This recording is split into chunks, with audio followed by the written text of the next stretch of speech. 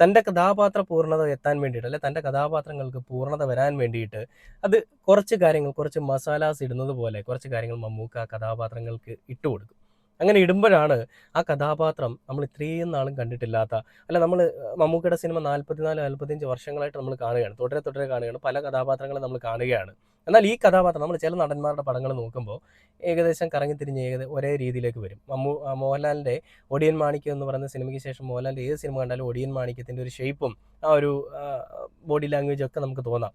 എന്ന് പറയുന്നത് പോലെ ഒന്നും, അതായത് മമ്മൂക്ക പണ്ട് ചെയ്തിട്ടുള്ള കഥാപാത്രങ്ങളുമായിട്ട് ഓരോ സിനിമകൾ വരുമ്പോഴും അതിന് മുൻപ് ചെയ്ത സിനിമകളുമായിട്ട് ഒരു ബന്ധവുമില്ലാത്ത രീതിയിലാണ് മമ്മൂക്ക അഭിനയിക്കുന്നത്.